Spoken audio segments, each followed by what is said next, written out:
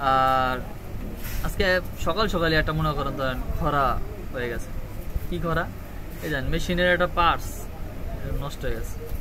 মানে এটা হচ্ছে একটা বেরিং এর মতো একটা রুল। আর এইটা আসলে নষ্ট হয়ে যাওয়ার পরে এটা ঠিক করতে 500 টাকা লাগছে।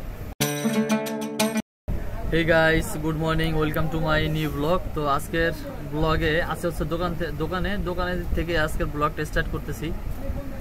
আর আজকে সকাল সকালে একটা মনে করেন ধরেন খরা হয়ে গেছে। কি খরা?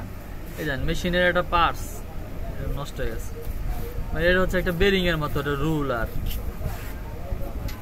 এইটা আসলে নষ্ট হয়ে যাওয়ার পরে এটা ঠিক করতে 500 টাকা লাগছে, বুঝছেন?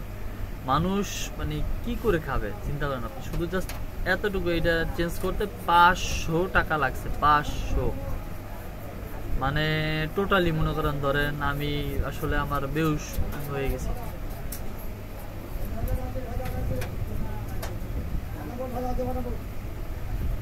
এইটা লাগাইতে 500 টাকা।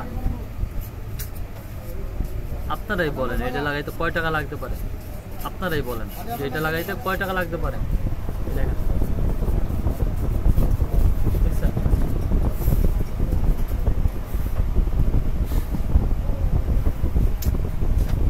আসলে আমি এটা দেখাই যাবে। এই দেখেন, এই যে এখানে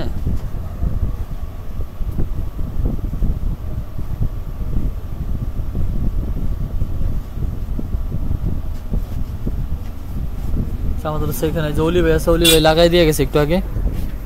তো মোট কথা হচ্ছে যে এটা লাগাইলাম, রাজীব হচ্ছে যে ঠিক করতেছে। মানে ওর মেশিন হচ্ছে রাজীব হচ্ছে এটা করে তো ইউজ করে, তো যার কারণে হচ্ছে এটা কিছুদিন পর পরে হচ্ছে নষ্ট হয়ে যায়। মানে রুলারে কাজ করে না আপনার।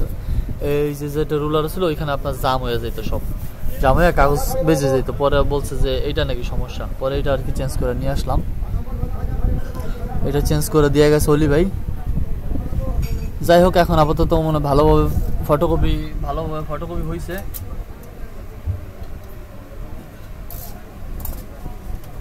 মেশিন ঠিক হওয়ার পরে ফটোকপি হয়েছে। এই যে এইগুলা ফটোকপি হয়েছে। তো ঠিক আছে, এখন কাজ আছে, এখন কাজ করবো। তখন দেখতে থাকুন, আসলে ব্লগটা উপভোগ করুন। আসসালামু আলাইকুম গাইস, এখন হচ্ছে চলে যাচ্ছি বাসায়।